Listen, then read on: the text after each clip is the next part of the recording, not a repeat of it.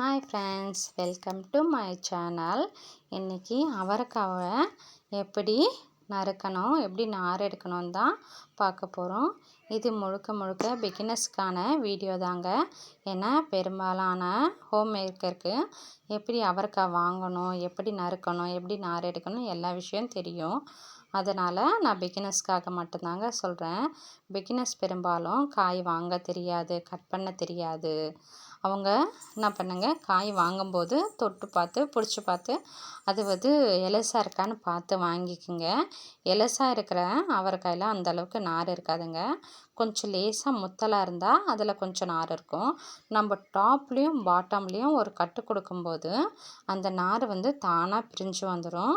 சில அவரைக்காயில் நார் வராது, ஏன்னா அது ரொம்ப எலசாக இருக்கிறதுனால அந்தளவுக்கு நார் வராது. நம்ம பார்த்திங்கன்னா இதில் நிறைய ஹெல்த் பெனிஃபிட்ஸ் இருக்குது. நம்ம வாரத்தில் ஒரு முறையை கூட்டாவோ இல்லை சாம்பாராவோ பொரியலாவோ சேர்த்துக்கலாம்.